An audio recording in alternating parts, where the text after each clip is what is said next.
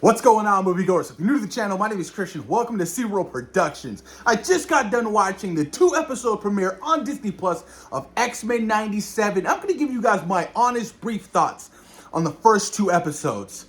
Now, when they announced that they were doing a continuation of this series, I was excited. I was thrilled because that show in the 90s meant so much to my childhood. It was my introduction to the X-Men, and rewatching season 1 this week, you guys, some of it holds up and some of it doesn't.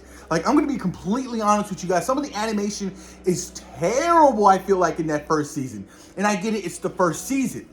But what they were able to reestablish and reintroduce and create this fantastic, magical feeling of nostalgia with these first 2 episodes of X-Men 97, you guys, I was so highly impressed from start to finish. I was so invested, I didn't want to take my eyes off the screen. I was just so impressed, you guys. Just seeing the entire intro just redone and just beautiful. It just, I lost it. I got like goosebumps all over my body, and I was like, holy shit, this is just beautiful. I am so jealous for the people who got to see the first 3 episodes at the El Capitan Theater in Hollywood, you guys, because can you imagine seeing that intro for the first time, the music, the iconic, oh my God, I would have lost my mind if I was at, that early screening for the show. But this really reestablished and reaffirmed that who the X-Men are and how much we've missed them.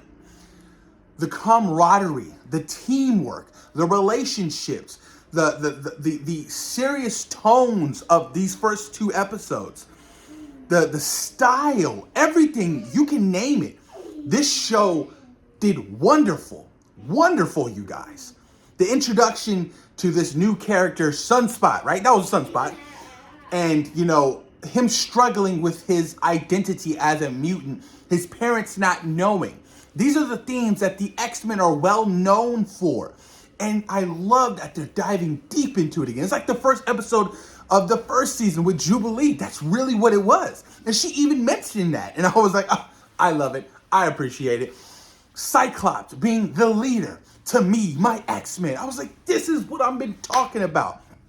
Cyclops has been in the backseat during all of the live action films. So when Marvel Studios decides to do their live action version of X-Men, I am hoping to God this is the blueprint for the success of the X-Men moving forward. Because this was perfect. It felt like a family. And I felt like I was a part of their family because of the nostalgia. I honestly felt that way. And just the whole character development, the animation, you guys, was so well crafted in these first 2 episodes. It was just gorgeous. And I love the fact that it was hand-drawn. There's so many great things that I appreciated during these first 2 episodes. Honestly, the action was peak. Seeing everybody whip ass, you guys, fighting the Sentinels. It was so, how powerful is Storm the Goddess? It was so freaking awesome this year. I was like, oh my God, see, this is the X-Men. This is a Storm. These are the characters that we've read about that I want to see in the live action. Like, this is the blueprint right here. Like, I don't see them going in any other direction.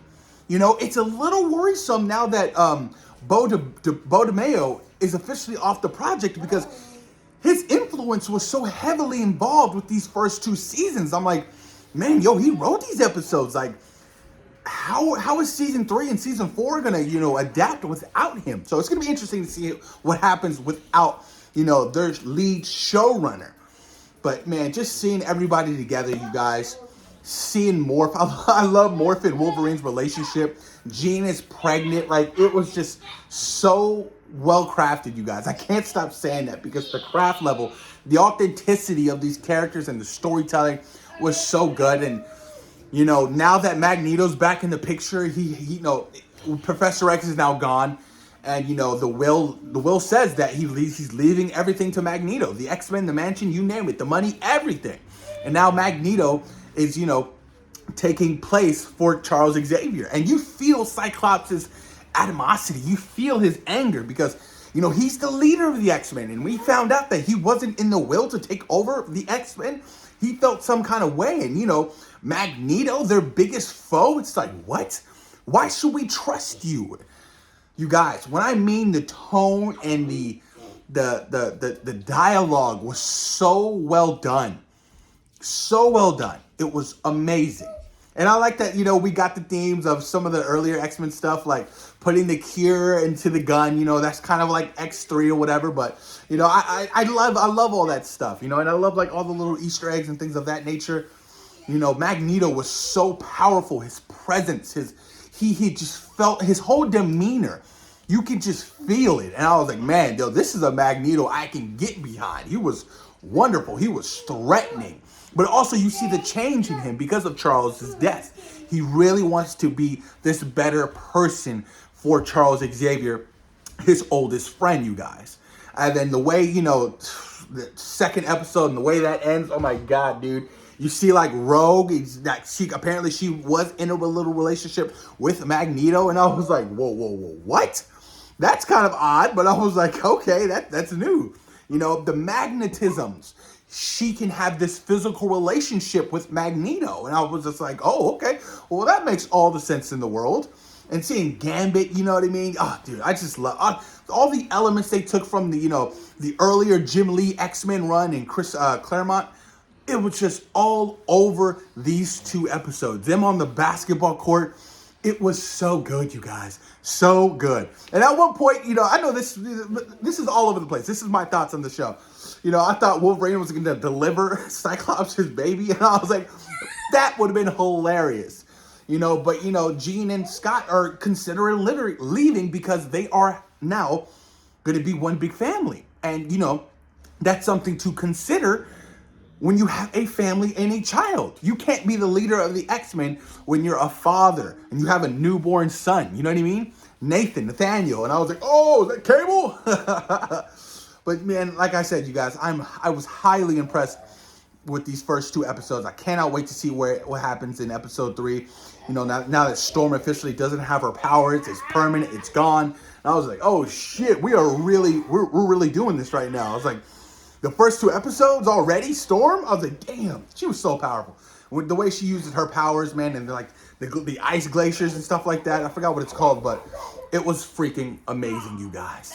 Every single second. Post your comments down below. Let me know what you guys thought about my official thoughts on the first 2 X-Men episodes of X-Men 97. Thoughts and opinions, you guys. Post them down below and let me know. Peace.